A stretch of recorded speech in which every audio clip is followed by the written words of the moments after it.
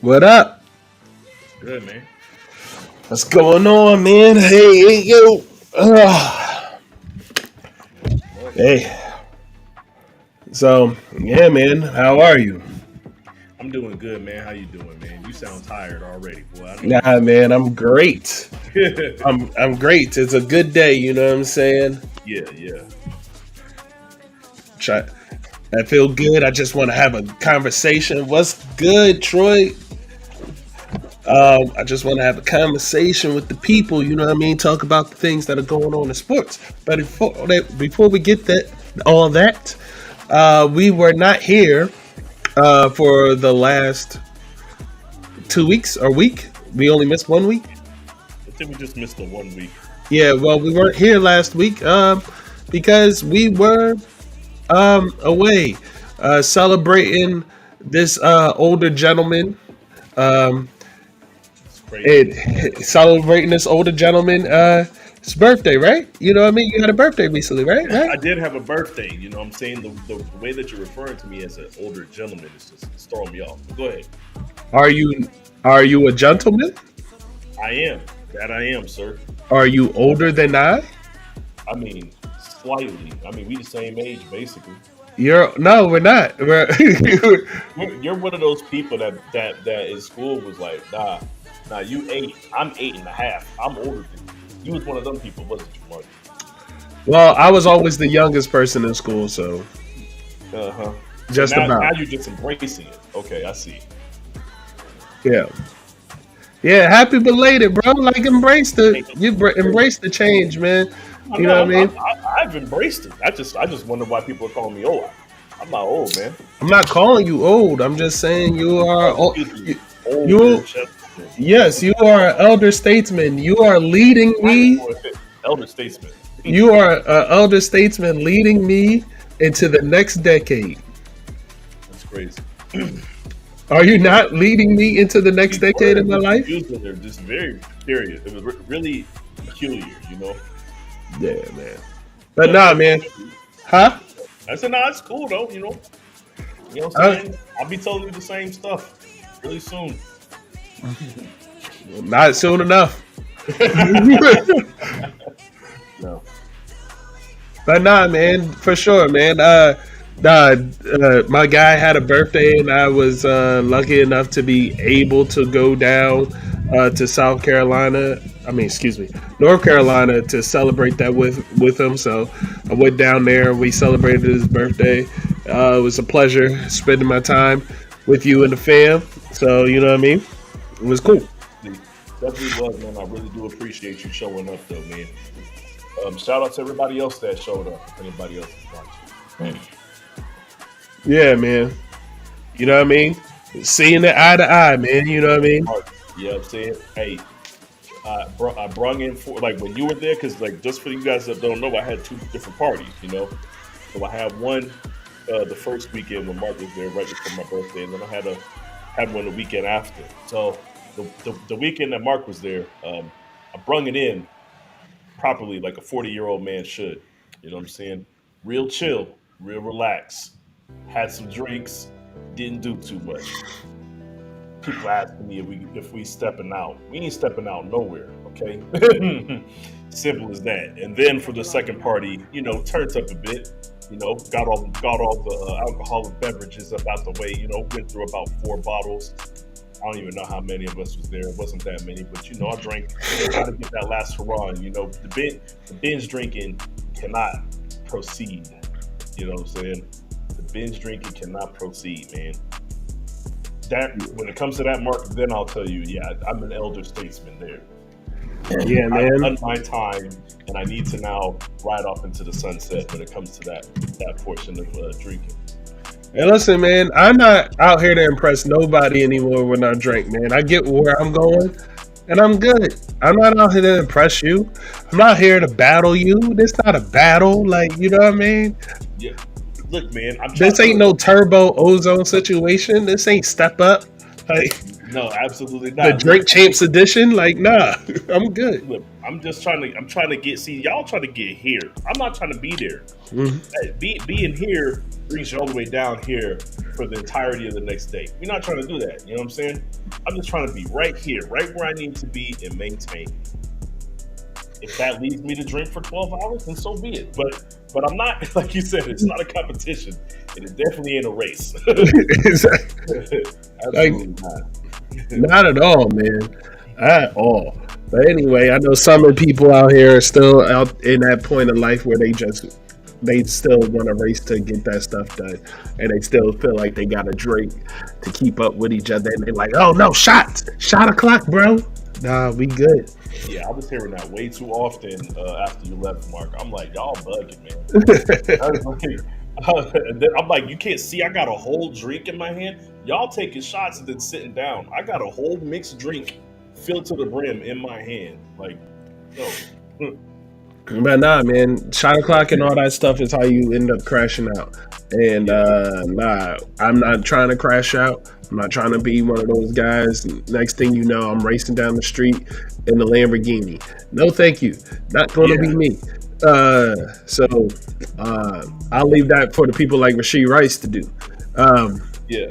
But in the meantime, by the way, did you, for those out there, are you guys out there aware of what happened with Rashee Rice? It was pretty big news. I don't know. But Rashee Rice, wide receiver for the Kansas City Chiefs, also now Super Bowl champion, in his rookie year, you know what I mean, did the dream. Like, that's the thing you do in Madden. You create your character and you make him your name, make him a star wide receiver, and then you win Super Bowl in your rookie year. Yeah, that's a dream right there. Yeah, he achieved that. But you know what I mean, much like Meek Mill, dreams become nightmares, you know what I mean? That's a crazy transition. That's a wild transition, dog. Hey, you know what? I'm not even touching that. You know what I'm saying? Hey, all I'm saying is, like, you know what I mean? Meek Mill had a dream to be at a Diddy party. Shit became a nightmare. Like, hey, look, he's trying to fight the allegations on Twitter, man. You know, he on there every day fighting for his life, like R. Kelly.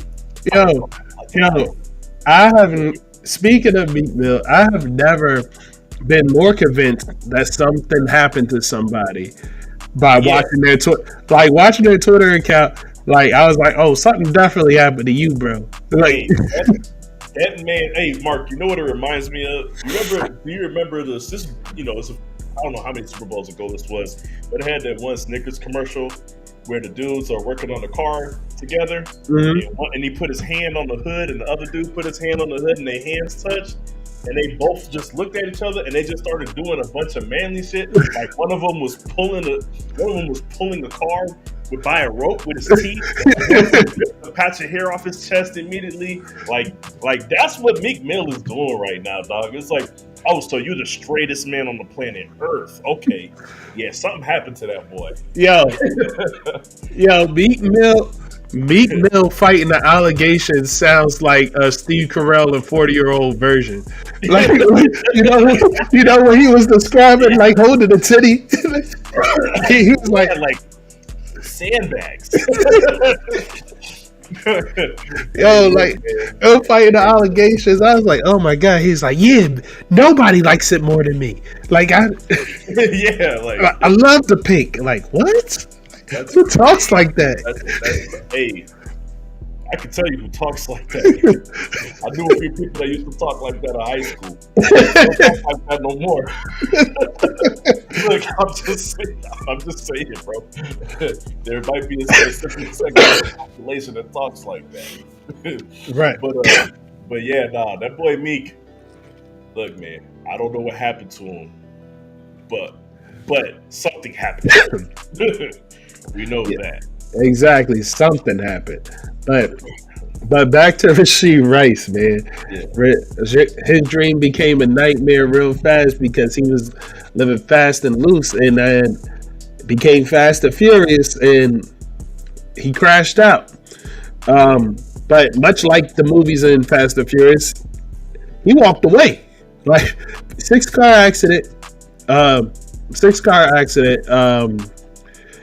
Both cars clearly totaled from the dash cam footage that you can Yeah, see, and they hit both walls. It went from one side to the other side, and yeah, actually pretty fortunate that the accident wasn't worse than that. yeah, and there is a character that looks much like Rasheed Rice. Can't make out the face very clearly, but I mean he does have the typical 20-something-year-old look. He's taller in shape and has dreadlocks. What I'll mention here is you say character that looks like a Mark. TMZ is always on the case. So Uh, what TMZ did was they found pictures from him earlier in that same day celebrating a birthday with his family. I don't know whose birthday. how? Okay, Go- like what with the same T-shirt on this? Same clothes on, Mark. They got him, man. You got the Hey, same outfit on, man. yo, yo, how does TMZ like? How do you get a clip of him celebrating? So it was on Instagram, I guess. Picture, so I'm guessing he probably posted it. But but either way, look, first on, like I don't know if I want to talk about what Meek Mill's face was looking like, but but no, Rasheed Rice though, like they have pictures of him earlier that day with the same outfit on, man. So not looking good. It's probably the reason why he lawyered up, which he did. But yeah, man, TMZ is crazy. That's the TMZ is wild, Mark. You know what? I know it's a sidebar, but we got to talk about this, Mark, because they got the dash cam footage really fast. And then now they got the pictures. Like, I'll be honest with you, man. Mark, don't let me be at the scene of something like this, because I'm going to have a real moral dilemma, Mark. Because I know TMZ, they have to be paying crazy. yo. They're crazy, Mark. I'm going to have a moral dilemma, Mark. I might have to drop the footage, Mark. That's crazy, bro. Like I don't like it's so wild. Like they got that stuff faster than the like. How do you get a hold of that? Mark, the reason why I wanted to have this sidebar is because you're talking about the Rasheed Rice stuff. Uh, They and this is the most diabolical part, man. They had footage at the crash when Kobe's helicopter went down. Immediately, Crazy. the shit was still burning, and they had footage of it already. All right, now that's wild, because that means a first responder got paid, probably God knows how much money, enough for them to risk losing their job or go into it knowing that they're going to lose a job. But they got paid enough money to where they felt comfortable with losing their job over it. Like TMZ, man, y'all wild for that. But yes, once that happened, Mark, I was like, look, if Jesus, if Jesus were to come back right now, TMZ would have footage of it as it's happening. Yeah. Here's the crazy part, man. Like just to get back on track with the Rasheed Rice thing, man. Mm-hmm. Yeah. Like, what are you doing, bro? Like you ran away from the scene. Like, what was going through your mind at the moment? They walked away from the scene. They just was walking. We got footage of that too. What? Ben Zito started a GoFundMe for his own podcast, bro. That's wild. I'm gonna be honest with you, dog. You trying to hear a Ben Zito podcast? You trying to? Why would I want a Benzino podcast so he could cry about Eminem for the first 30 minutes of every single podcast? Well, there's only two things he ever talks about, Mark. He talks about Eminem and his daughter. That's all he talks about.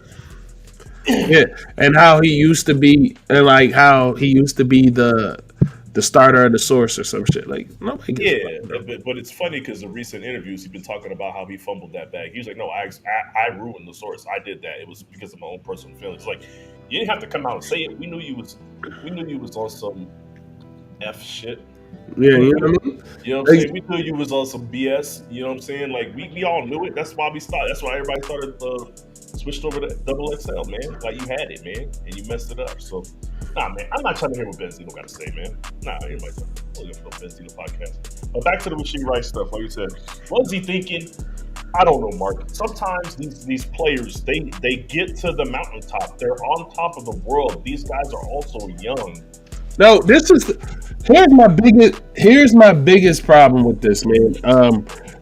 My biggest problem with this is just this year, like the same year that you were drafted, someone was dealing with racing issues. Yeah. Like someone in your draft class who was highly drafted was dealing with the issue of a friend losing his life due to racing. Yeah. Like, and then not only that, but the year before, you watched. Now maybe this was a little bit different because he was drunk driving, but Henry Ruggs crying and going to jail and losing his entire football livelihood because he's behind the wheel of a car, going too fast and killed someone. Yeah. Right. Well, I don't get it. I also want to mention that because somebody posted a meme when this happened, and they had a picture. It wasn't just Henry Ruggs. It wasn't just Rasheed Rice. It wasn't just Jalen Carter. They had Jordan Addison in there, who I completely forgot about his situation. I didn't even know about his situation. Nah, he had a crazy speeding charge where he was doing wild numbers, and he got pulled over. He didn't crash. He didn't hurt anybody, but they got him for like reckless endangerment or whatever. He pled guilty to the charges. That was like right at the beginning of camp, like right before preseason. He pled guilty. So like, I forgot about that because there was jokes being made because he's actually a really fast runner, and it's like, yo, these dudes that be running fast be also driving fast when they out there in the world. So like, that was a whole thing because it's like, yo, we just went through the rug stuff, and these dudes ain't learning. So, but yeah, man, it's a lot of stuff that it seems to be a common theme here with these young cats getting these expensive, exotic cars that go fast and wanting to just drive them however they want, wherever they want, as fast as they want, man.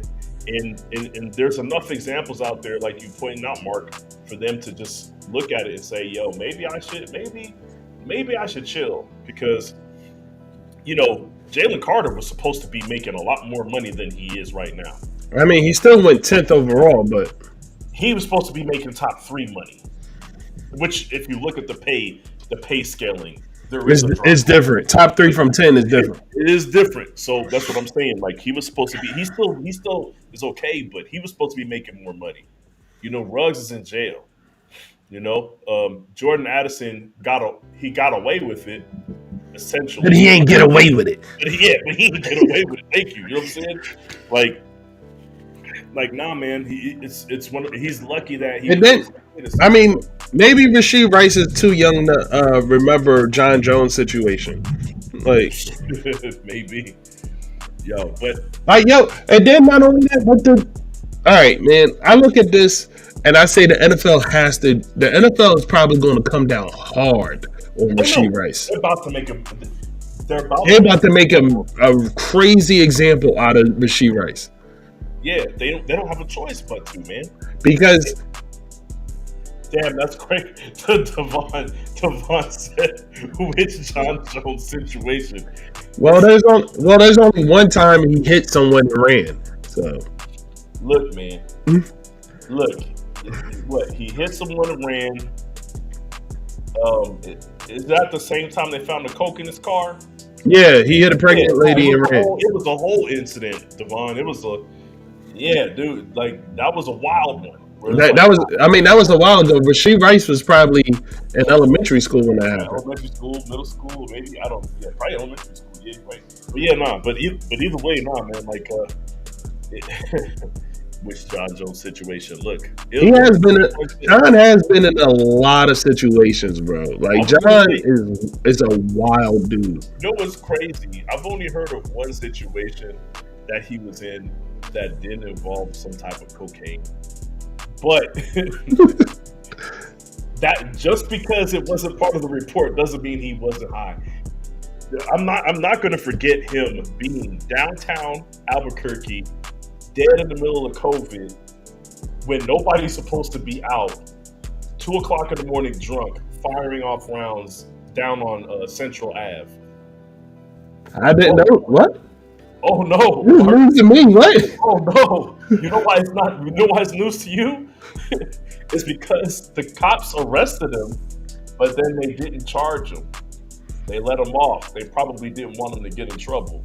This happened in Albuquerque. So what they said, like they was like, "Oh, you didn't hit nobody with those bullets, so it's cool."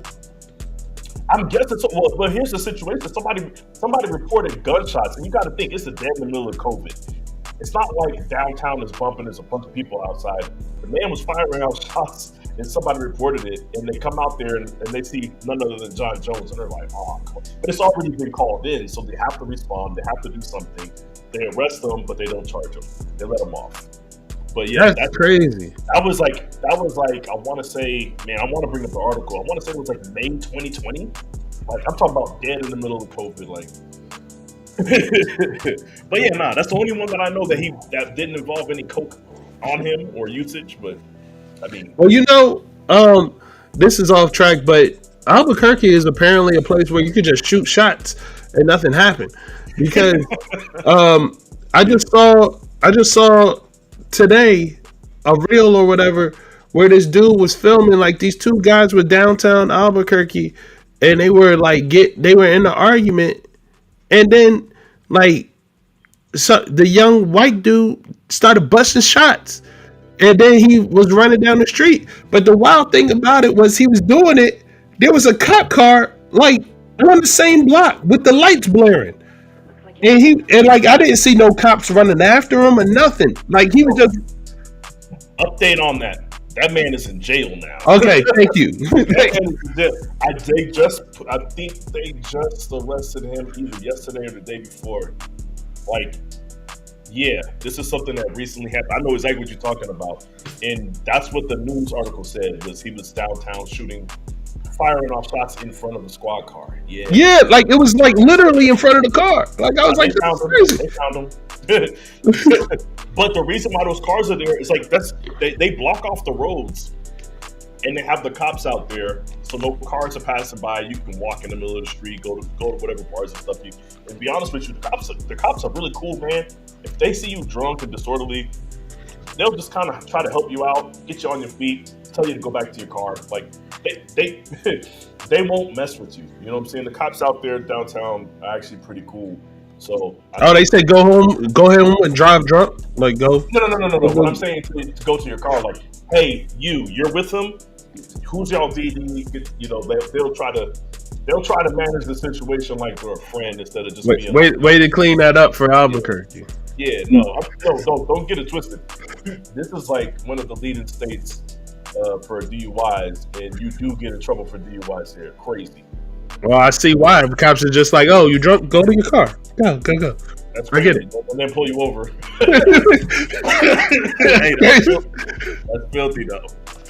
But seriously though, the John Jones downtown, I looked it up, Mark. Even worse than I thought. It said March 26th, 2020.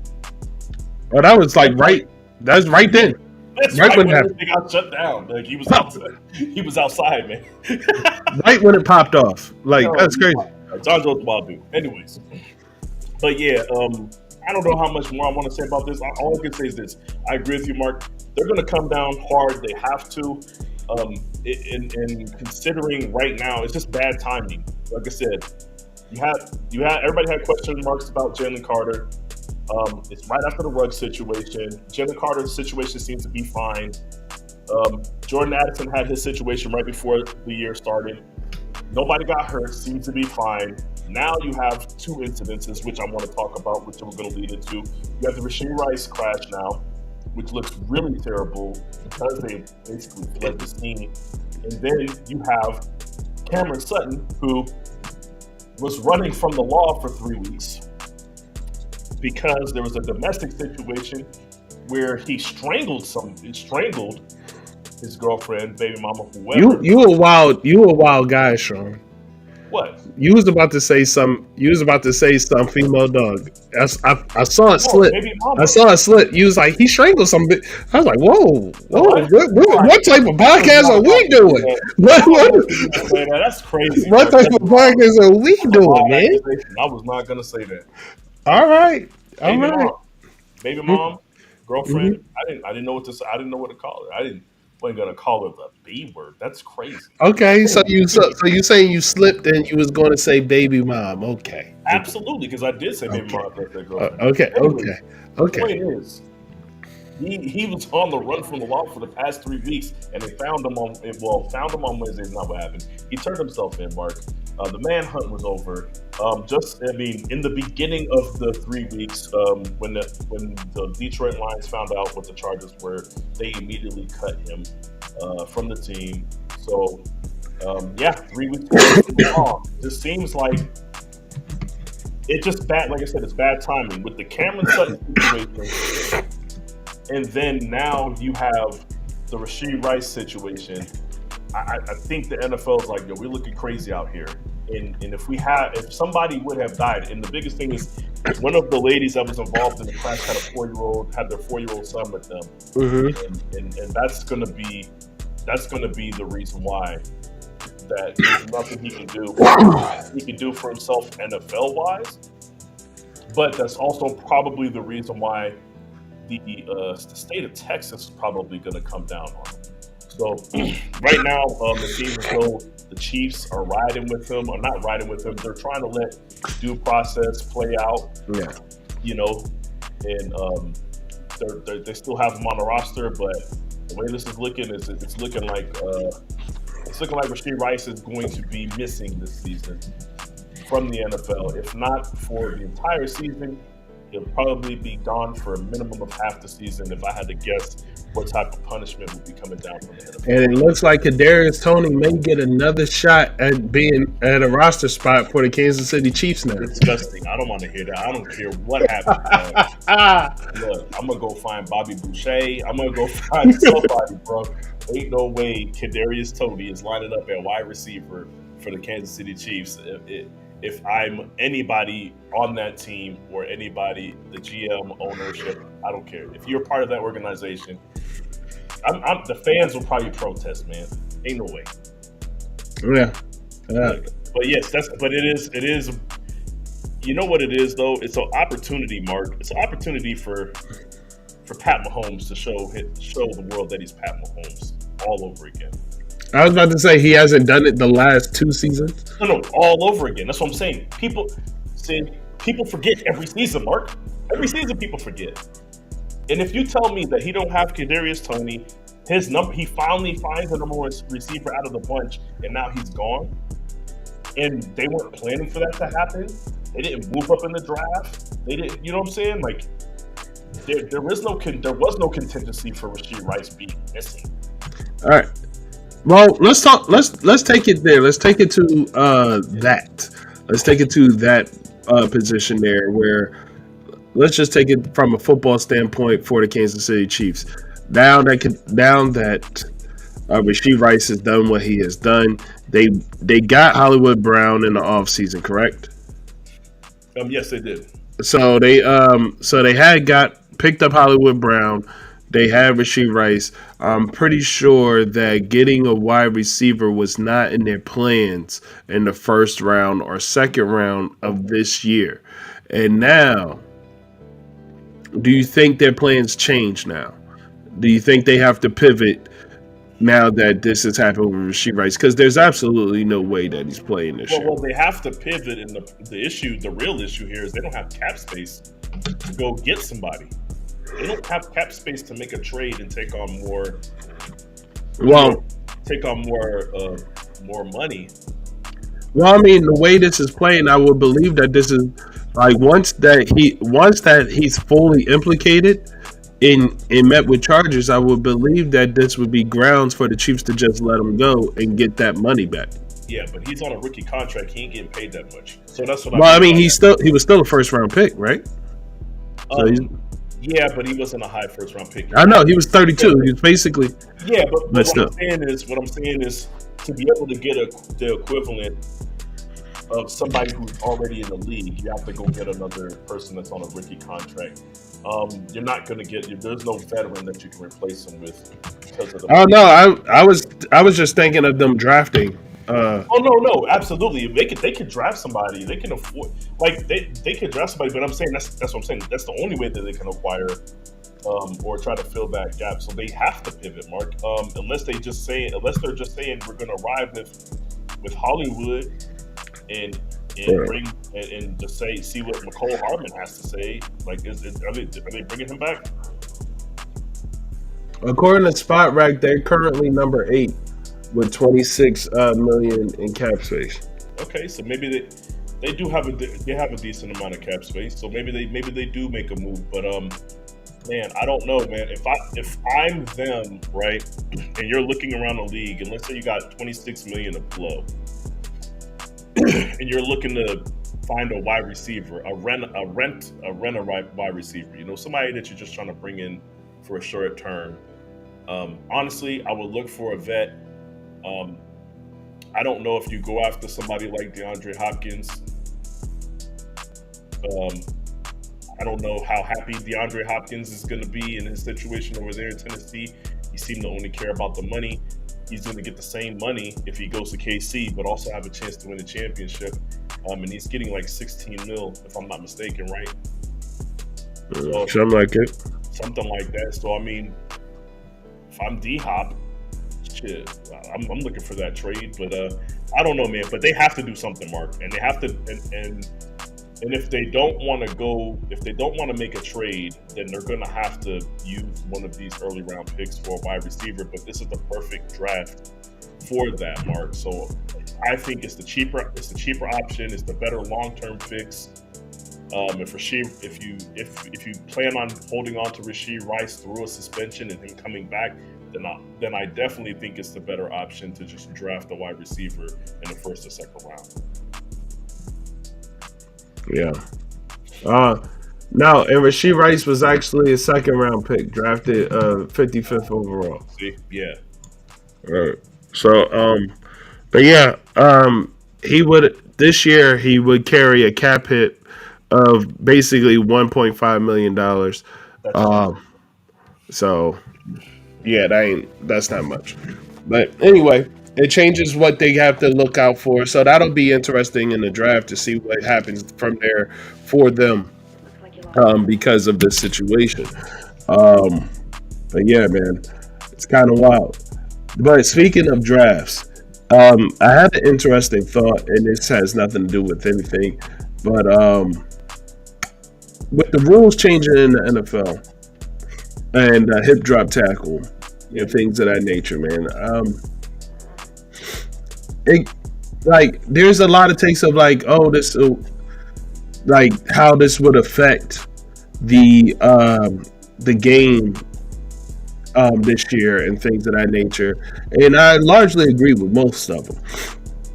But that's not what I want to talk about. What I want to talk about is now that you can't hip drop, and it's going to be a problem, and Derrick Henry is now a Baltimore Raven. Bruh. Saquon Barkley is now a Philadelphia Eagle. Now, they don't have Jason Kelce no more, but they are essentially still considered one of the top offensive lines in the league as of right now. So,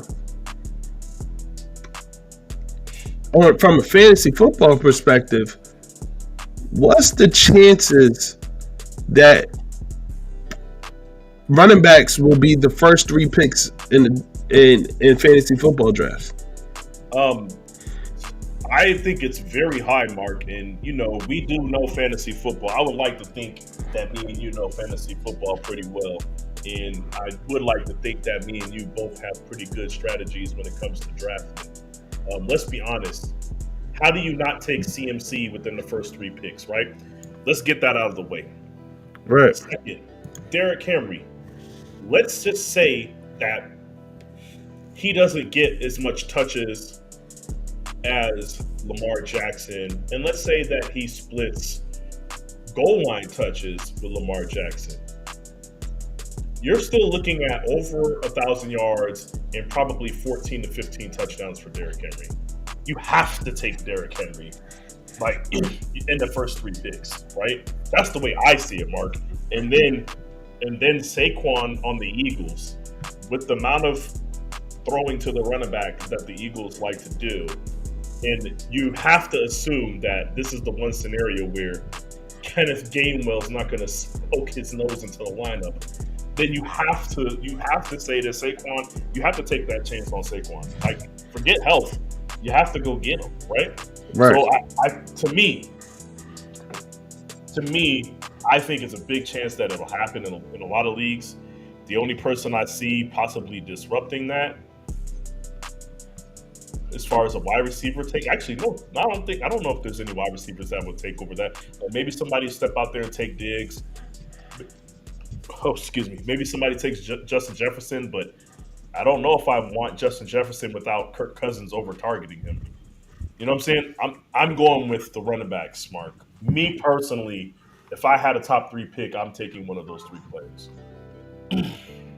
Yeah, makes sense, man. It's going to be crazy. I mean, we got Josh Jacobs now in Green Bay, and Green Bay does enjoy giving the ball to their running backs. They do. Like it's right. I think with the rules as they are, and with everything, with the movement of players this year, this might be the resurgence of the running back. Well, Mark, I hope it is, and I'll be honest with you, it's setting the stage for it strictly off of the fact, that teams right now are not built to defend this. They already weren't built to defend running backs getting the ball, running tough. Right. They already not built for that because they're out here playing nickel. They got undersized linebackers playing in the middle because they want guys to be able to have coverage and run sideline to sideline. They're already not built for Derrick Henry. We've already seen that. Now you got a rule that puts it to where you really can't do nothing about Derrick Henry. And the amount of success that teams are going to have running the ball on the ground now is going to be enough for the GMs and the head coaches to say, you know what? We do want a Derrick Henry type running back. Maybe we don't want a 190-pound running back that is better for receiving than running, right? I can see GMs and coaches changing the strategy of how to attack the defense now because of this new rule. And if that does happen, Mark, then we are going to. This is the beginning of the switch up. There might be a lot of knee injuries this year. Shit, man. You said knee injuries. There's going to be a lot of. I expect that. I expect a lot of. Because how else are you going to tackle them, Mark? It's going to be a lot of. There's going to be a lot of cut tackles that go wrong. There's going to be a lot of cut tackles that go wrong. Yeah, a lot of Nick Chubb injuries. There's going to be, but there's also going to be a lot of penalties. This is an impossible change, Mark. This is. I expect the same number of penalties that happened when they said you can't fall on top of the quarterback. And here's the biggest problem with this, because this change wouldn't be as much of an issue if the game had full-time refs. If the game had referees who are right now employed studying film on exactly what they want you to call, what they consider a penalty. If that's what they were doing, like during the offseason and studying, these are the rule changes. This is what the penalty looks like now. This is what we expect to see from you. And this is what they were studying in the offseason and stuff. This probably wouldn't be as much of an issue. But we're going to see this penalty called in a lot of ways that's not a penalty. Much like we saw, like Clay Matthews, he was a martyr. Like that dude. That boy was getting called for that. That dude was he was out there laying people down on futons and still getting penalties. Like he was tucking them in and getting penalties. Like it was crazy. You know what's wild? I mean, it doesn't get said enough, but that rule change, it pretty much ended Clay Matthews' career. Yeah, it made him ineffective to the point to where it was like, oh, what are we gonna do with you now? Like, that's crazy. And it was like he was getting all these erroneous penalties. Like it was like, dog, I'm just regular. These are regular tackles that you're calling penalties. Like insane. And it's going to be I think this year is going to be a bad look for the NFL in a lot of ways. And I'm not excited for that. No, I'm not. The only thing that I'm looking forward to is if the injuries can stay to a minimum. I'm looking forward to the return of the running back position. Yeah. And the importance of it, right? And I think back to a team like the Detroit Lions who decided to go, which I questioned. Don't get it messed up. I'm not going to sit here and tell you I know everything. I questioned it at the beginning of the season. Y'all really starting David Montgomery like that? You know what I'm saying? I also questioned, hey, you guys drafted Jahmyr Gibbs and y'all not going to use him. And then when they started working him in, I'm like, good, you're working him in now. Now let him take over. And I was wrong, man. David Montgomery he was playing like an old school running back out there, man. And it's what they needed at the time, and it's what they needed to ice games. It's what they needed to control the clock. It was everything they needed. Like I don't think they would have had the record they had if they did not have David Montgomery on that team and running him the way that he did. Now I'm thinking about what are teams going to do now if Detroit says we're running the ball 35 times, we're gonna give Montgomery the ball 20 times, we're gonna give Jahmyr Gibbs the ball 15 times. What are they gonna do? There ain't nothing you're gonna do, right? So they're gonna have to run the ball because their defense secondary is in shambles. Yeah, that is true. Because if I'm not mistaken, they didn't re-sign C.J. Gardner-Johnson. No, C.J. Gardner-Johnson is an Eagle. He's an Eagle again, and now they don't have Cameron Sutton. Yeah, so that's two of their best DBs right there gone. Yeah, so they're going to have to run the ball a lot because they're going to have to keep their offense on the field as much as possible. Yeah, so man, I'm just saying I'm looking forward to seeing what that looks like. In a scenario where running back has an offensive line and they can stay healthy. But let's be honest, if the Baltimore Ravens want to, they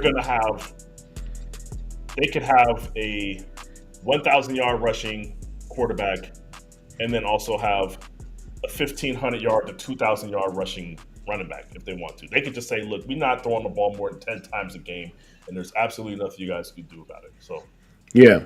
But, hey, man, on a lighter note, man, I was watching a video or a reel from Benchwarmer Brand, and like this dude was like, yeah, man, I'm in a really good place, you know what I'm saying? Like, I feel good about this season coming up, talking about football, like it was from a fantasy football player's perspective. He's like, yeah, I feel good, you know, I finally got there, I'm in a good place. And then Kyle Pitts walks up and he's like, yeah, man, how you doing? And he's like, nah, man, I just quit you, I'm good, thank you, but no. And he was like, no. He's like, no, man. He's like, it's going to be great this year. You know what I mean? It's going to be a great year for me, you know? He's like, no Arthur Smith. You know what I mean? He's like, yeah, man. You know what I mean? Like he was like, I'm healthy. Everybody knows I was injured and I'm healthy now. You know what I'm saying? Like, and he was saying all this stuff. And he was like, nah, man. Dang. He's like, what round they got you going? He's like, yeah, like 6, 7. He's like, all right, man, come on. It's funny, man. Did we have this conversation, Mark? We had this exact same Kyle Pitts conversation. And I'm like, this is me. This is me. Like, this is me. I'll be the person that'll end up with Kyle Pitts yet again. Hey, Kyle Pitts falls to the 8th round. Look at Mark. Like, man, but for this price, man, I don't want to, but I got to. You know what I'm saying? First 3 rounds, you're like, nah, man, ain't got nothing to do with Kyle Pitts, man. Start 7th and 8th round coming around. Mark's like, man. Yeah, gotta do it. All right, I'm gonna read this real quick. Strider says, I think for some fans, the Super Bowl winner will have an asterisk because of this new rule. And honestly, depending on how it plays out, I couldn't disagree. Can't disagree with you there. Like the way this possibly could play out, for sure. Especially if this rule comes into play during the Super Bowl. If this rule advances a team that was on like some crazy yard line, like that was on a 3rd and 20, and then they call hip drop tackle, and now they get a first down. That's crazy. I mean, and this isn't as shaky or as up to interpretation as the catch rules, right? When they change the catch rules, a lot of it's up to interpretation. Some of them are bang bang plays, all that stuff. This is when these types of tackle happen. They happen because it's open field, right? Because there's no line of defense behind this person. They happen to grab them. They're holding on for dear life, and they basically have to drop their weight to the ground to get these guys down. These tackles don't happen in traffic, and they're not bang bang. So like, it's going to be so obvious that it's a hip drop tackle that the refs won't have this leeway to play with to say, oh, well, that was kind of a bang bang. We don't know. We can just swallow the whistle on this one. Like, they're going to have to call it. So what was the running back name that was for the Cowboys on Little Giants? Oh man, damn, I don't remember his name, dog. You talking about the grown ass man that they had playing? Yeah, like that's what it's going to look like for a lot of these DBs and safeties and stuff. They're going to be getting dragged across the field while running backs are just like, yo, you gonna look like the tire drag. You gonna look like they tire dragging out there, dog. Like. Yeah. See, because you can't drop your body weight into it. Yeah, no, it's like I said, we already pointed out the obvious. Derrick Henry, Josh Jacobs, not a small dude, man. Nick Chubb is coming back eventually. Like, what are you going to do, man? Like, I don't know, man. I just don't. Look, I understand you're saying trying to prevent injuries, and I think this is where I have the issue. Like somebody pointed out earlier, like Strider pointed out earlier, people are going to be getting hurt, man. Like you pointed it out, people are going to be, I am going to throw my body at your kneecaps if you're Derrick Henry. Right. Because if I try to grab you around the waist and you kind of drive past me, I'm not allowed to, I can't tackle you after that. Okay, I can jump on your back and you can carry me. I don't know, but nah, man, there's going to be a lot of people dropping down at the last second to try to take the legs out. So if you're doing this to prevent injury, you know, I mean, I don't hope that anybody gets injured, but if there's an uptick in injuries, then maybe hopefully they'll take a step back and say, okay, maybe we were wrong.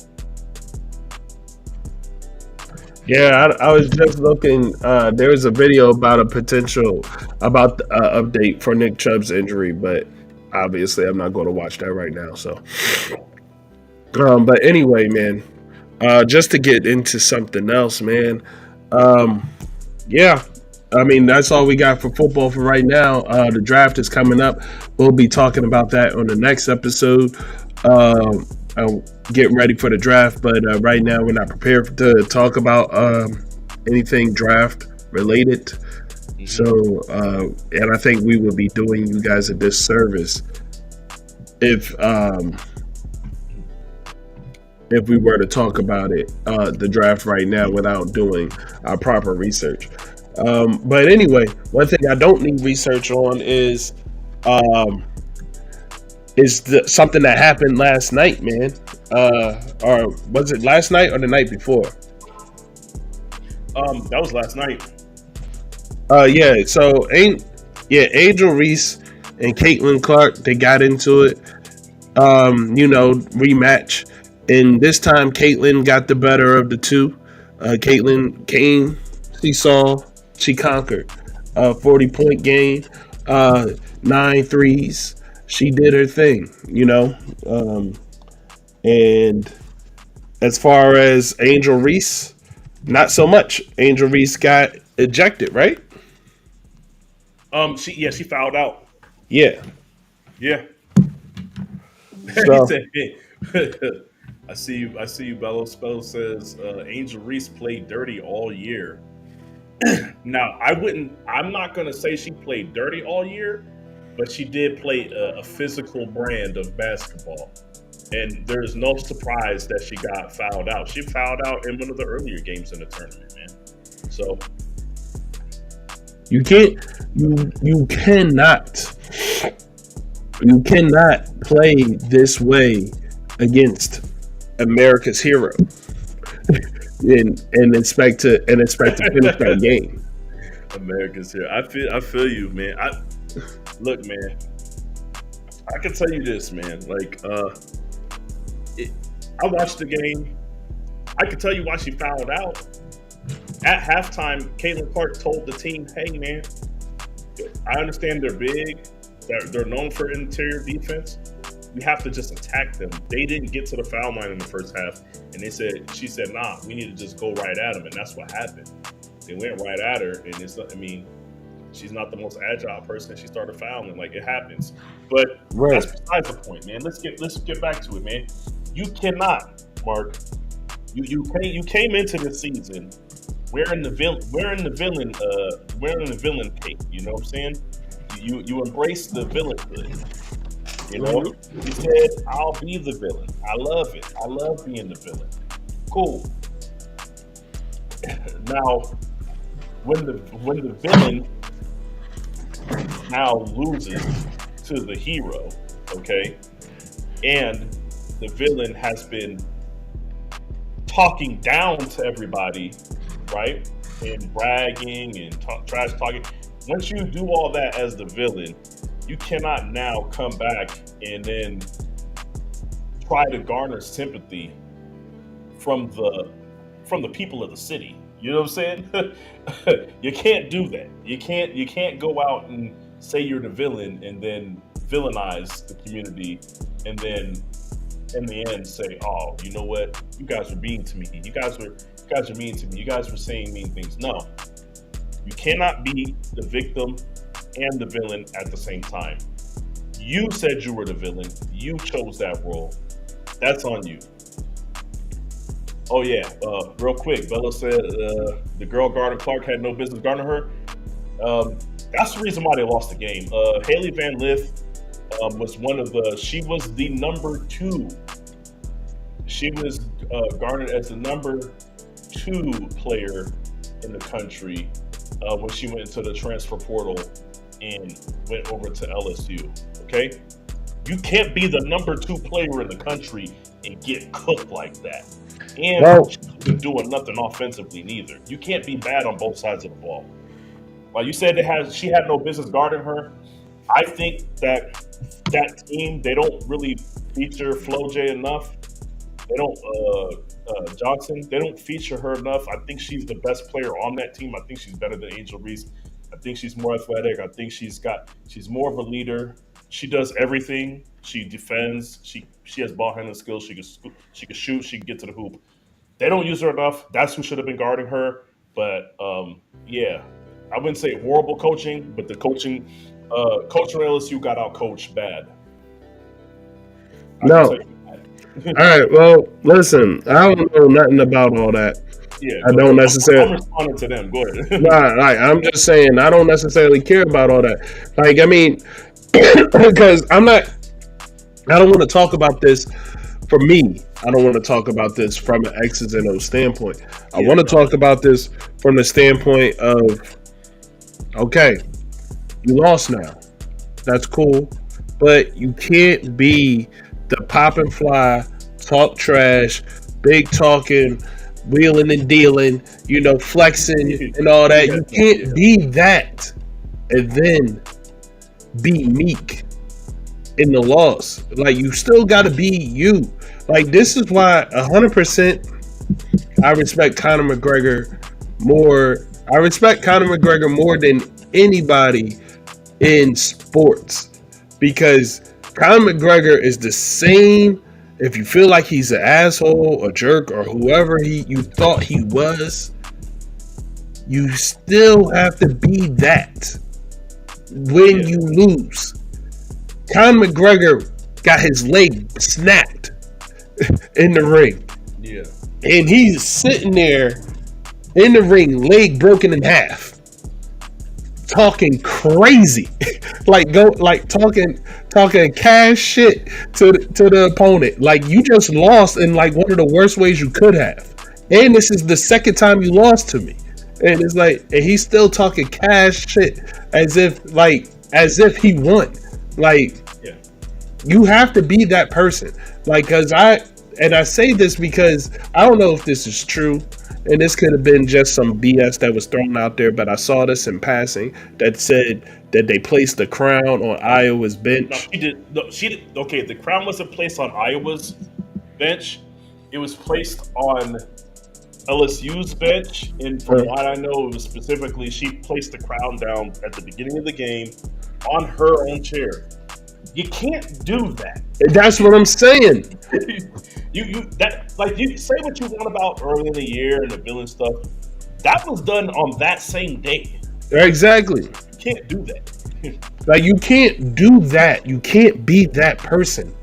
And then in the post game, talking about everything has been so much. The world is crumbling around me. I don't know where to go, left or right. Who's my friend? Who's my enemy? Oh my God! Like, we can't do that. You can't be that person that set out and did that. Like, you took the crown, put it there, and did that, and then went to all at the same time. Yeah, at the end. Because like, it begs the question. It immediately begs the question of, would you have talked about the death threats? Would you have talked about all those other things that you're saying that you're going through if you would have won? Yeah. And I don't believe you would have. Like, I don't know if anybody would believe that you would have. You know what I mean? You would have been on cloud nine, being happy, Right. Like I said, I'm not going to forget your speech last year. They said I was this. They said I was that. You was talking to them, and you know what, you had the right to. That's fine. But now you want me to believe that you would have said this same thing if you would have won this year? Absolutely not. Absolutely not, man. You have to, like you said, you got to keep that same. I'm not a keep that same energy type of guy, Mark. I hate that term. I don't like using it. But this is one of those times where it makes sense. You should be keeping that same energy, man. So, yeah, I'm not going to have sympathy for somebody that's kicking me while I'm down, and then they finally lose. Like, I'm not going to have sympathy. And, like, for me, it's not even like, it's just, bro, just be that person. Like, be you. Like, you can't, like, I don't respect it as much. You might have had a tough year, and everything that you was saying out front, out loud, might have been all it might have been all for show. It might have been all for show, and it might have been all to put on the front, to put on the armor, and now the armor's off after you lost. That might all be true. Yeah. The problem is, though, you have to, like, you still have, you as a person have to recognize that when people call you to task on the things that you put up as the front, these were still things done by you. Yes. Like, no matter what your reasoning for doing them, they were done by you. You can't say you're being sexualized in the media or wherever, and you have Instagram posts with you in string bikinis showing off your angles. Like, you know what I'm saying? You did a whole nude Sports Illustrated photo shoot. Like, you can't be like, you can't take the, Like, I don't know if you have them, but you can't take the Victoria's Secret ad money and all that stuff, like, and then be like, "Don't sexualize me." What? Hey, Dave Chappelle said it best years ago. He said it best years ago. Just because I'm wearing a cop uniform does not make me a police officer. You sound crazy. Like, don't do that. He's like, that might be true, but y'all wearing the whole uniform. That's what he said. Yeah, Right? You like know, yes, and I'm with you on that, Mark. You can't. This is a lesson on. This is a lesson that she should be learning, right? On I mean, she's young, so I get it that you're learning it now, but this is not how you want to learn it. Trust me. But you're in control of what you project as your image. That's one part that I know that you understand because of you having your branding deals, right. right? So that's if you didn't know before, it's been drilled into your head. I'm sure you have somebody that manages you. They tell you this. They tell you what you need to do for your online presence. You guys understand this. The younger generation understands this. So you understand image, and you understand the importance of maintaining an image or keeping an image, or understand the impact that your image has on people. You get paid for it. So you in this scenario, you have to also understand that you have control over the image you put of yourself out there. So Looks like you lost another one. you can't be mad if I am saying, man, she's arrogant, or hey, man, she put that crown on a chair, and you know what? We are an underdog country, and it seems like you're the villain that's winning. You're the villain that's winning. So I'm going to root against you. You put that out there. You said you were the villain, okay? So yes, you cannot be mad that people are judging you on the image that you put out there. So if you don't want people to judge you in that way, and that is the weight of it is too heavy, then maybe you should rethink how you go about carrying yourself on the court, in public, whatnot. I'm not saying you can't do that. You can do whatever you want, but you have to take the good and the bad. You cannot just take you can't just take the gold when you win it. You know what I'm saying? You can't just take the earnings when you win it. You gotta take the L's when you lose too. All right. Very quickly, Sean, I just want to update you, man. In our Madden Connected Franchise League, the conference, the AFC conference game is being played right now. Yeah. The score is 47-44, and there's absolutely no defense being played. It's on my screen, Mark. I've been watching since Devon was up. No, actually, Devon was down. It was like I think he was down like 17-21 or something. I've been watching since then. This is better. This is actually more of a back and forth than I thought it was going to be. I thought Desperados was going to run away with this. I thought he was going to smoke him off the rip, and it seems as though we have a real battle. Real quick, I had to check the outcome of the NFC matchup. Mark, Snowhawks won 27-20. 27-21. Excuse me, 27-21. So they won that one. So the Snowhawks back into the Super Bowl fold. Yo, I brought. Like, here's the thing, bro. Devon's not good, man. Like, I'm in my worst ever. I'm at my worst ever mode, right? Yeah. And it was just it was never truly close between me and Devon. Like, maybe it's just because I know him so well that I just dominated him. Like, that I just felt like it was like, okay, whatever. But like, I'm playing my worst brand of Madden, and I never felt like I was going to lose that game. Yeah, no, I never felt that you. I was like, if this one game he's not going to lose, it's this one, right?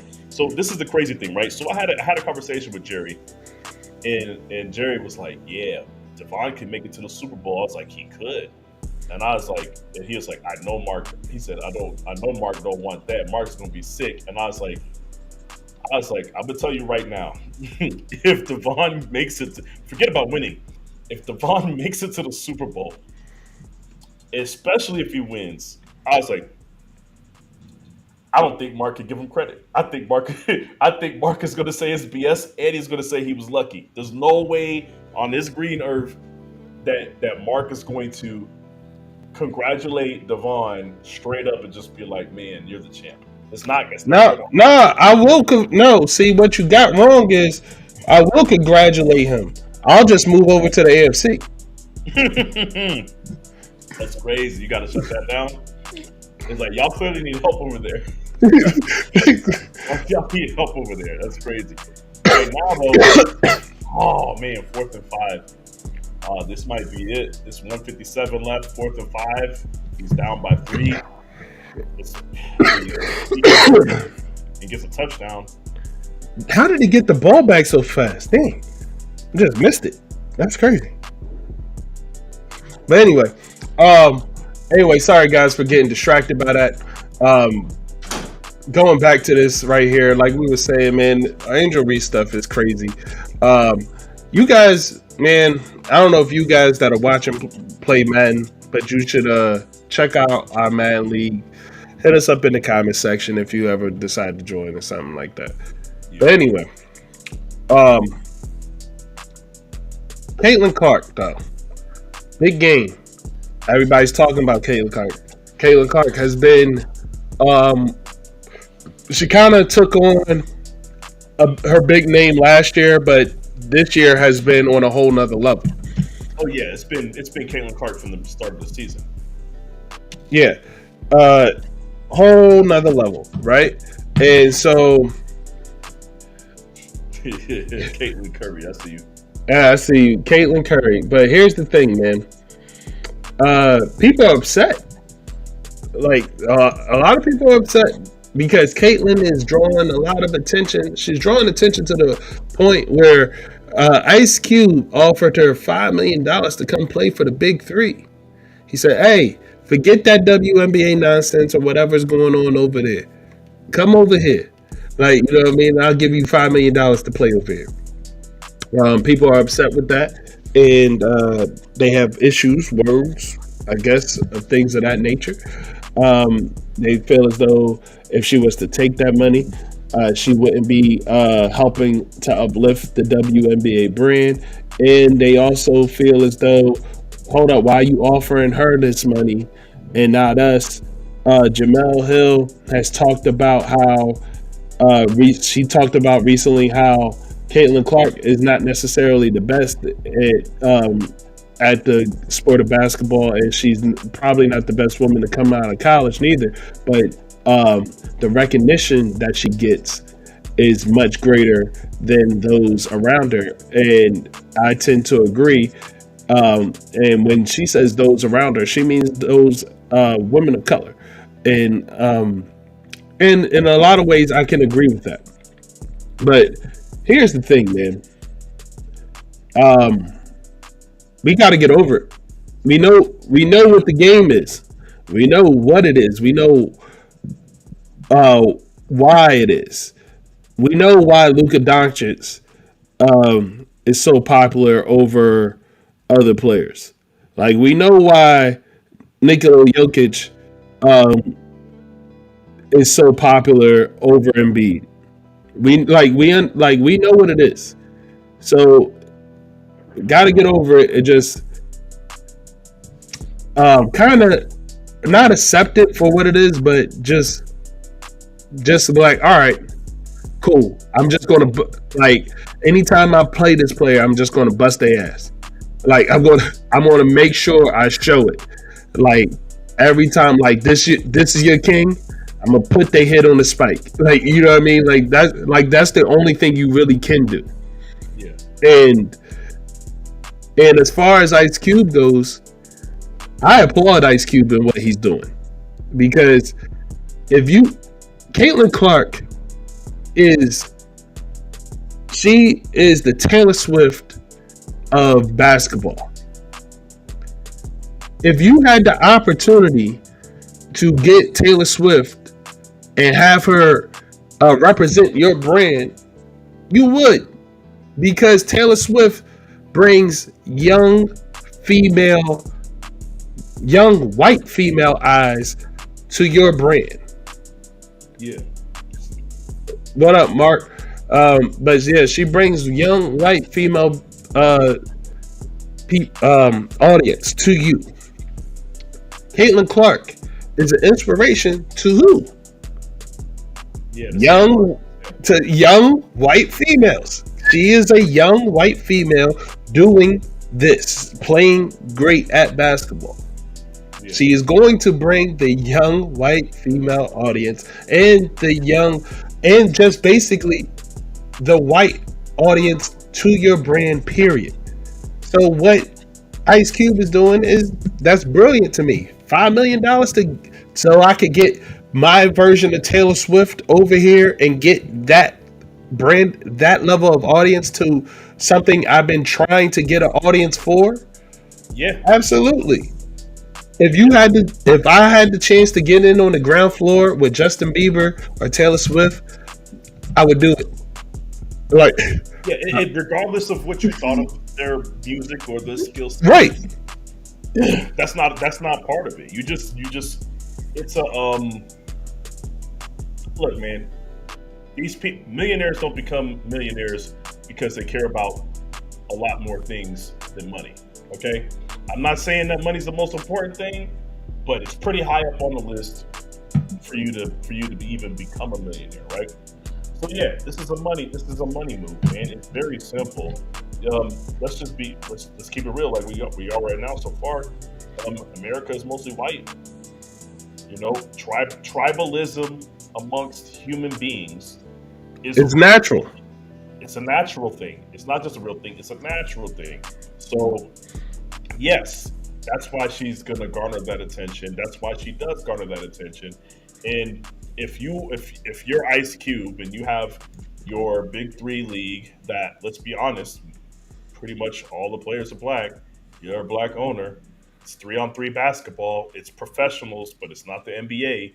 You got a lot of things that are going on that are not going to garner just attention in general, but definitely not, let's be honest, young white female attention. They're not watching the Big Three.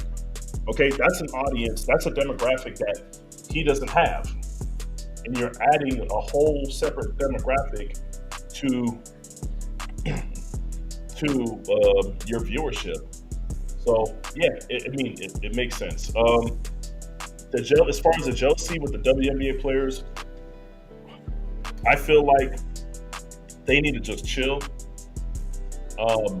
Saying why isn't it me? Why isn't it me? Forget about Caitlin Clark for a second, Mark.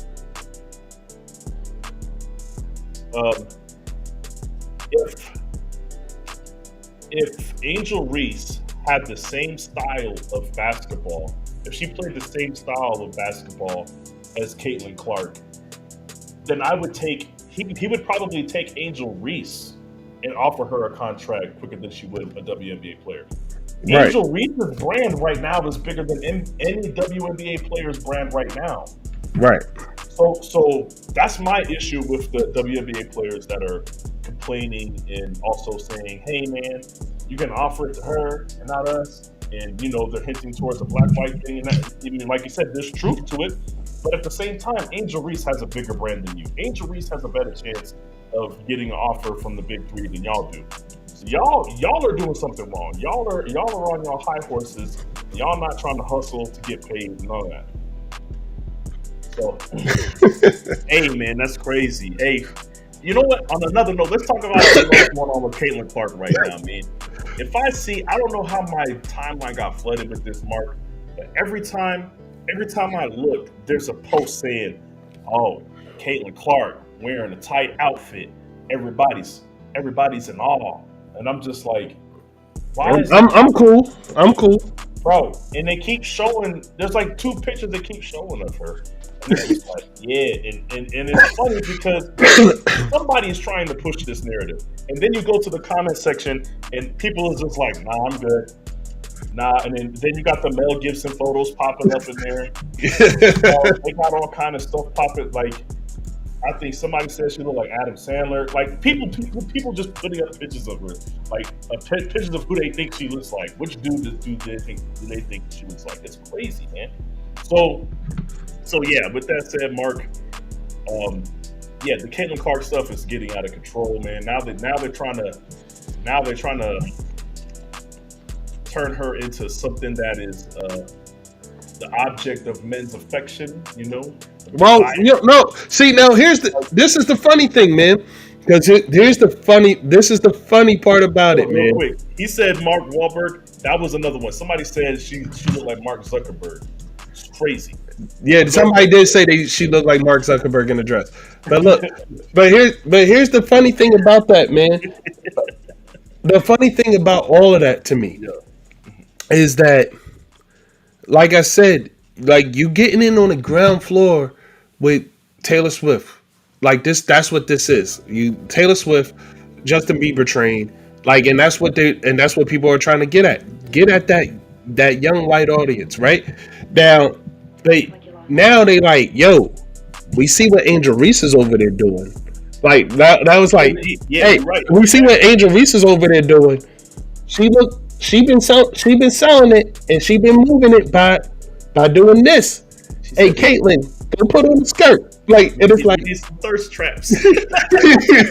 Like, it's like, dog, you already got this lane. Can Angel just keep her lane, please? Like, you not built for Angel's lane. Can Angel have her lane?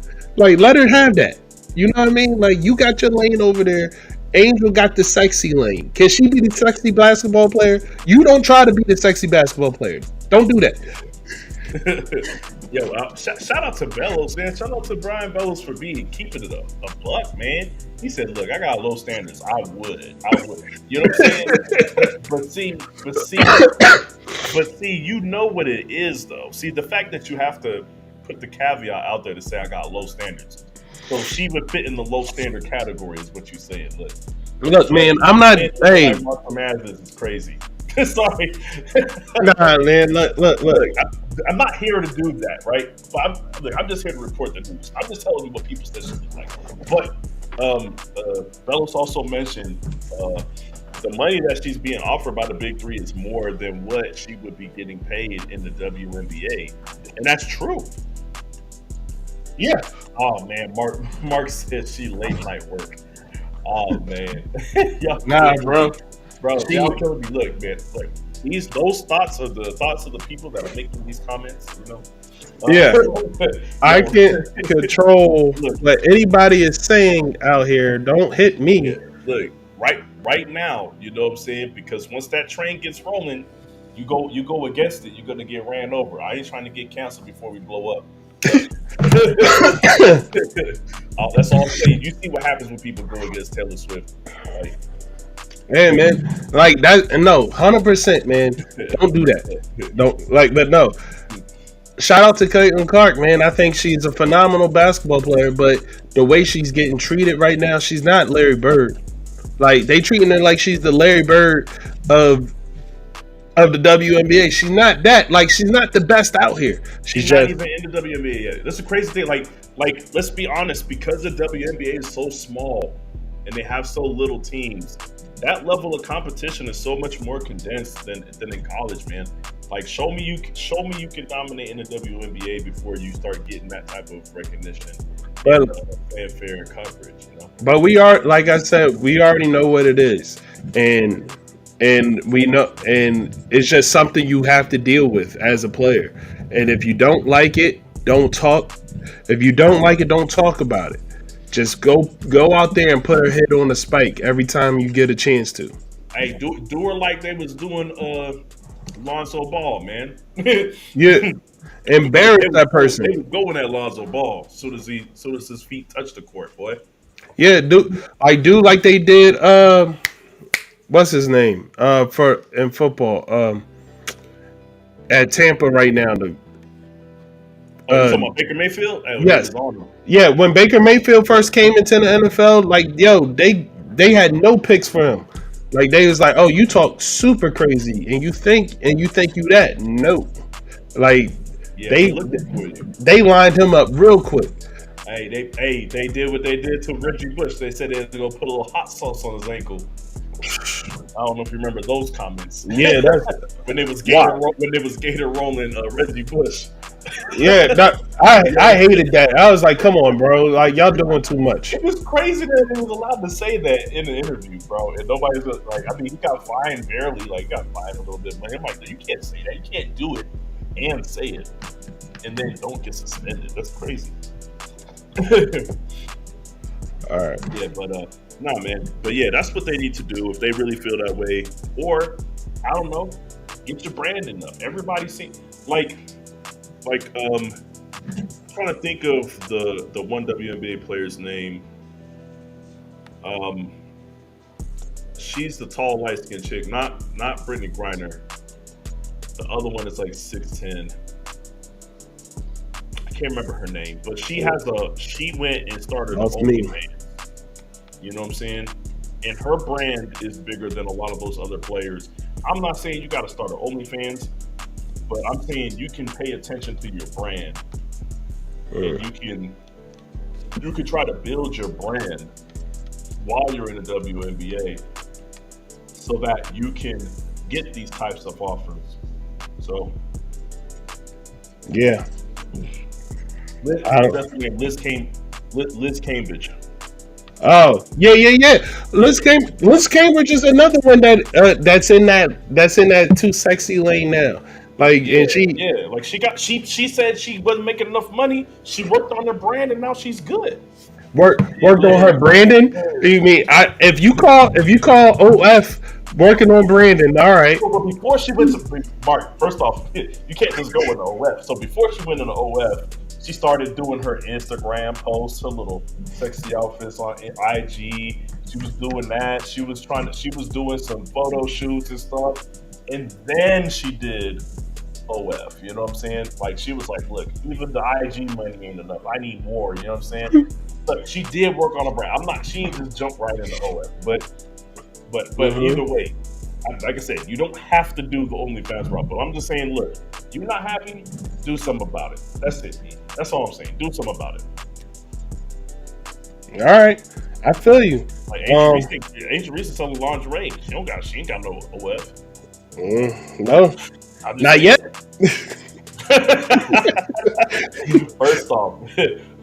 First off, the way your eyes opened up when you said that is wild, Mark.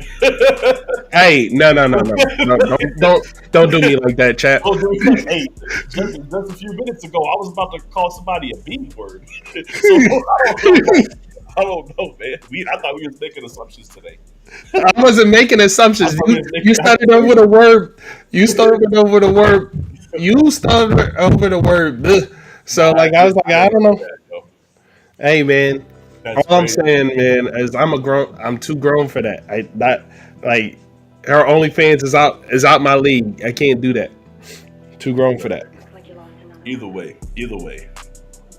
Nah, man. But like I said, the jealousy has to go away, man. But I do understand part of their plight, you know. But sometimes you just gotta charge it to the game, Mark. Gotta charge it to the game and say it is what it is. Like you said, but you know what they can't take away from me?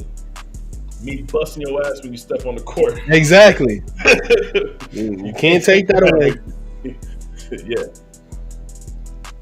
Ain't no, like, you just have to show up and show out and be whoever you gonna be. You have to be that person. And they'll figure it out. That got on a wild tangent. It did. Hey, yo, shout out to Troy for knowing what's up. That man said Big Liz. So you seen some of the content. You seen some of the content, did you? Did you, Troy?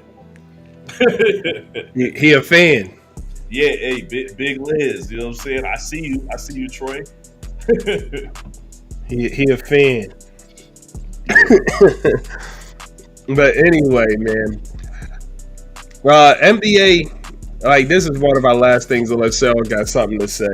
NBA is coming to somewhat of a close. We at the end of the road. We at the tail end. You know what I'm saying? Yeah. Hey, and Now, playoff picture is starting to get real clear for a lot of teams.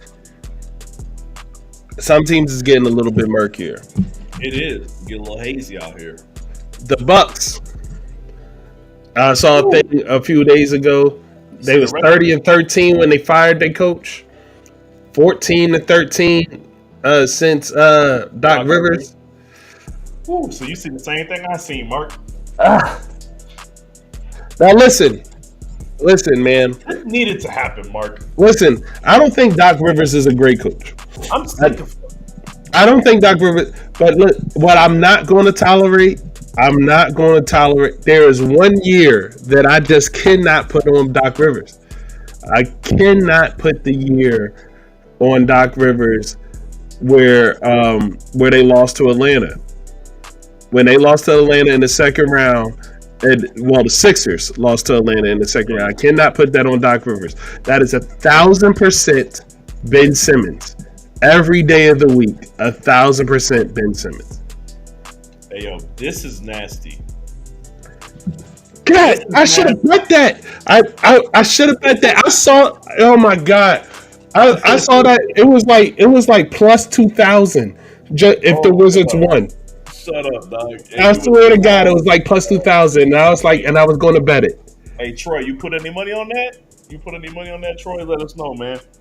That's crazy. Hey, they lost to the Wizards tonight. How much points did Jordan Poole have? You know they got that boy Jordan Poole come off the bench now. That's nuts. If you want to do whatever you want to do, fine. Come off the bench. You can do whatever you want to do coming off the bench. Hey, Wizards been playing a lot better since they put that boy on the bench, man. But yeah, I didn't expect them to be like beating the Bucks better. Like that's craziness, man. Nasty. Hey, look, man. Like I said, this needed to happen, Mark, because Doc Rivers he's been living off that one. Remember, I know you've seen people say it, man. Them Celtics dudes been living off that one championship for so long. KG, Paul Pierce. And really, I'm not even going to say KG and Paul Pierce. I said Doc Rivers is the one that's been living off of it the most, man. Like, I don't understand why teams watch Doc Rivers coaching and then they say we need that on our team. That's the improvement that we need to make. I don't understand it, man. I've never seen Doc Rivers coaching in a scenario where I said, you know what? He's the better coach in this playoff series. I don't know the last time I've seen Doc Rivers be the better coach in the playoff series. Yo, here's 1,000%. This is the issue that I don't get. Doc Rivers is the most stubborn individual I ever seen because it's not his plays. It's not anything other than his rotations stink. His rotations are the worst in NBA history. Actually, hold on. There's one person that's been trying to take the crown from him, but he's not as bad. Darvin Ham is bad, but he's still not as bad as Doc. Yeah. Doc is on some other shit. That's crazy, but like his rotations are the worst. I never seen that before, dude. I'm really kind of kicking myself. I should have thought, like I literally looked. I was looking at the player line, the bet lines on the money line today, and I was like, dang. I was like, plus 2,000. I was like, yeah, it's the end of the season, this, that, and the third. And I was just thinking in my head, and I just moved past it because I was like, man, these teams ain't. I was like, yeah, it's a chance one of these teams could win, but I ain't going to deal with that. If I had thought about it for an extra second, it would have said Milwaukee would have been I would have definitely said Milwaukee would be the one to do it. Like I said, yeah, and dog. Like just off of one game, plus 2,000 off of one game. Hey, you know what? And that's good enough odds. You could make that a separate bet. Yeah, like that's a bet by itself. I would make it a separate bet as a hedge, but I would add it to the parlay. Yo, adding that to the parlay, a plus 2,000 to the parlay, your parlay goes through the roof. Yeah, absolutely. But anyway, Yeah, nah, go ahead. man. Um, things that I want to talk about is Clippers. Russ is back, but they obviously not quite right yet. And the rotation, that's another team they need to figure out their rotations. I don't know what Russ's health is like just yet, now being back from the injury. But they were another team that was dominating. And then since the Russ injury, you were 50-50. 50-50 since Russ got injured, Yeah, but and if was you dominating prior. yeah, and if you look at the stats, I mean, I hate just looking at stat boxes, but watching the games, looking at the stats, you can see that that Ty Lue is still trying to figure out who needs to be, who the offense needs to be ran through on certain times, who we can lean on to be the stuff. Because if you look, you'll see games where Paul George is doing everything. You'll see games where Kawhi's doing everything. See a few games where James Harden is doing everything. It seems as though they can't really find a balance to the offense without Russ being there. So yeah, Russ needs to be healthy, and he needs to be healthy sooner than later. Playoffs are literally around the corner, like we said, and yeah, man, they need to get it together. But honestly, they need to figure out what they need to do or what they can do if there is any injury. I mean, I don't think Russ is going to get hurt again, but I mean, an injury to Harden, an injury to Kawhi, an injury to Paul George, very likely. You know what I'm saying? The likelihood of all four of these guys going into the postseason and making it through the entire postseason healthy is not very high. So they need to figure it out. So I know that Russ is kind of working his way back now, but Ty Lue has to do something. He has to. If you got three guys like that on your team, you have to figure out a way to make that offense work. Well, the problem with the offense is that you have the guy that sells the most out of all four of your guys, out of the three former MVPs, and out of the four guys total, the guy that sells the most gets one of the most prominent stars. So you know what I mean, gets most of the prominent minutes. So I mean, I said this. I mean, I do believe I said this. Yeah, you did. I said it's going to look great. I said it's going to look great at times. You're going to think it's going to look phenomenal, and then other times you're going to see.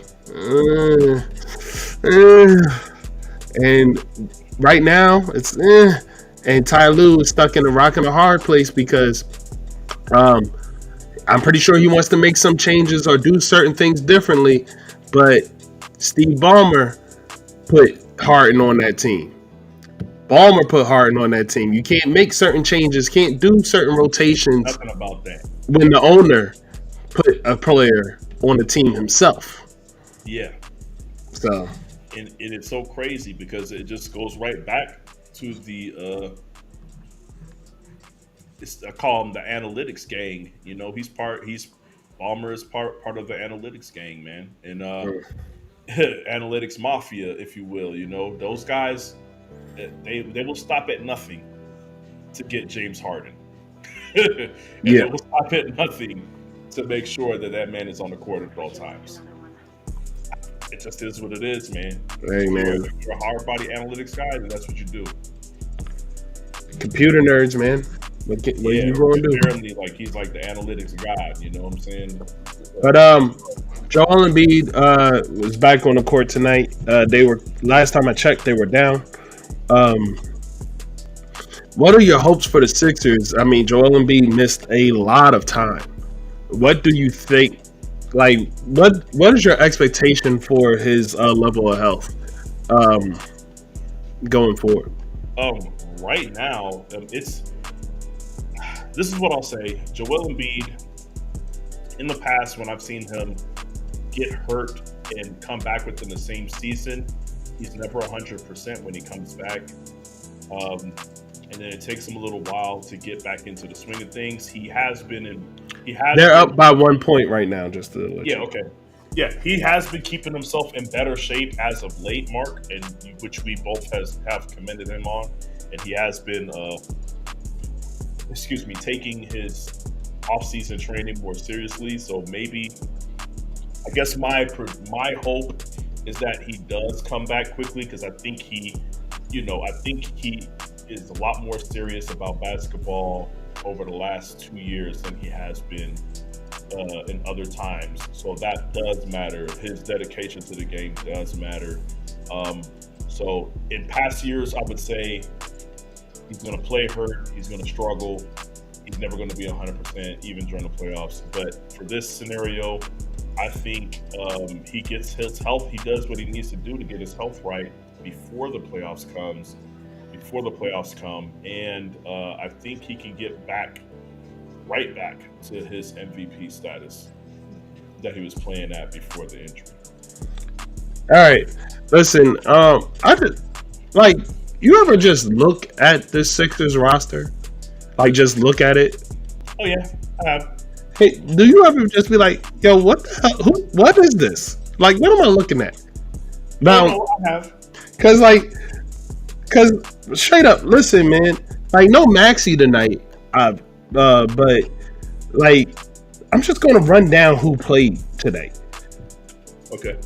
Kelly Oubre, Joel Embiid, Tobias Harris, Cameron Payne, Kyle Lowry, Nicholas Batum, Buddy Hield, Paul Reed, and KJ Martin.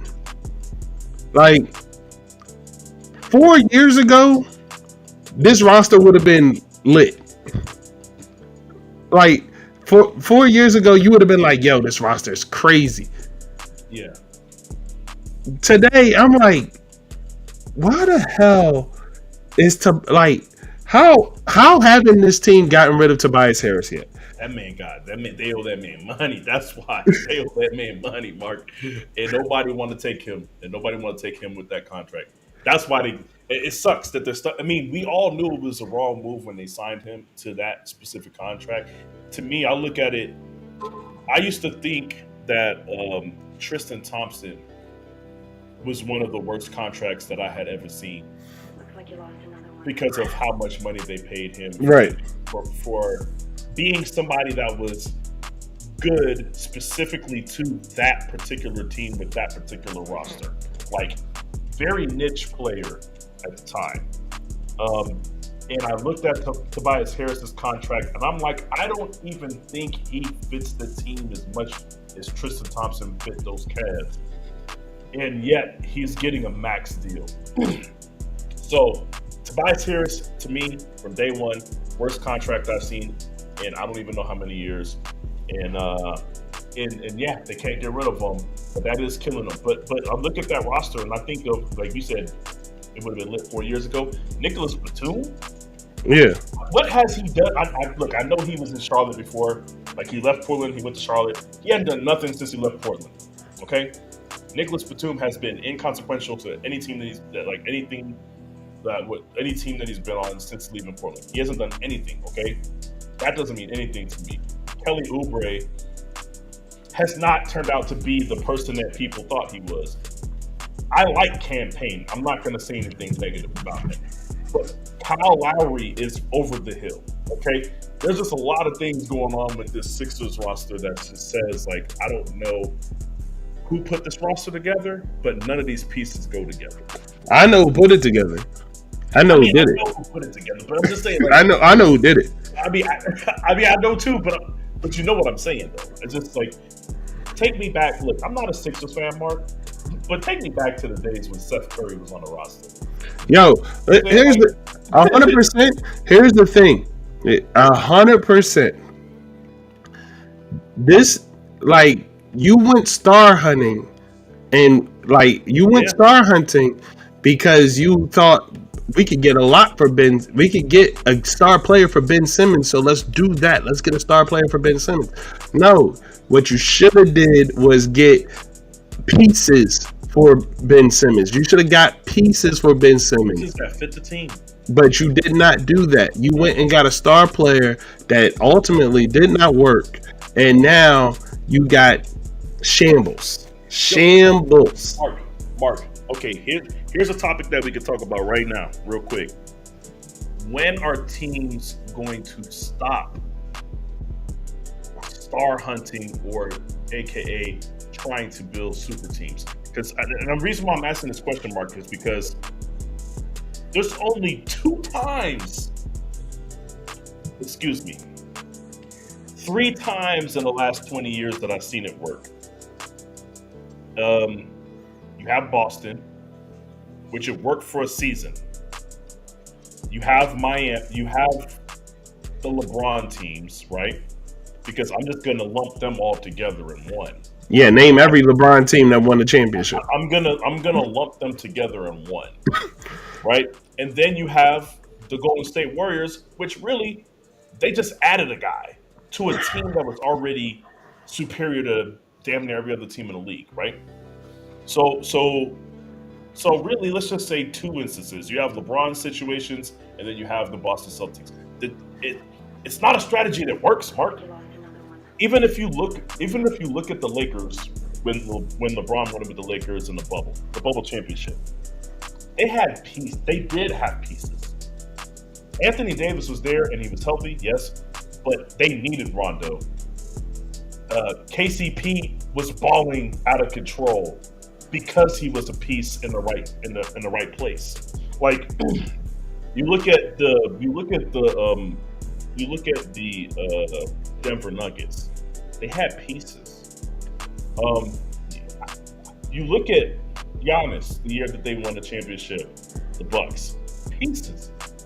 If you look at all the most recent champions, you're looking at teams that had pieces. Even if you count the Warriors, they built a team with pieces. Well, I guess it's like this. You're not looking for. The goal isn't just one championship. I guess the goal is a dynasty, a dominating dynasty. And well, here's my argument. Then let's look at the dynasties, Mark. Let's look at the Warriors. They had pieces. They had pieces. Their first run, they had pieces, and then their second run. The second run, it was all of the right pieces plus an extra superstar. They don't win a championship with KD on that team if they don't still have those pieces, is what my argument is. As much as people you can say whatever about Draymond right now. If Draymond's not on that team, things don't really work the way it's supposed to. They'll be a great offensive team, but they're beatable, right? I'll look at the San Antonio Spurs dynasty. They had pieces. They had Ginobili coming off the bench. Every time you watch them play, they got their 12th man. They got Boris Diaw as the 10th man on the bench, coming out playing meaningful minutes and playing defense, locking up guys. Like, they had pieces, man. You look at the Bulls, they had pieces. Every dynasty that I've seen had pieces until you go back to the Lakers and the Celtics, which really, in those years, they weren't even dynasties because they were swapping out and trading championships too much. Like, you would have to go. Now you're going back to the '60s with the Boston Celtics when you're talking about dynasties, right? So no, all of the most recent dynasties, to include the Lakers, Derek Fisher, Robert Horry, all these guys had the right pieces that fit the team, man. I just don't understand why that's not the blueprint. Especially if you're saying long term, then you absolutely should be getting pieces. But yeah, I don't know. It'll change one day, I guess. I don't know. It ain't gonna be today. No, it ain't gonna be today. But we'll see. All I do know is that teams, it's going to be scary for certain teams out there, and I'm looking forward to these last few games to see how everything shakes out for the NBA, man. It's gonna be interesting, but we've been here for a while. We had fun talking about some crazy stuff. So it's a good time to end it. Thank you guys for watching. Link, like, subscribe. I should have said that earlier.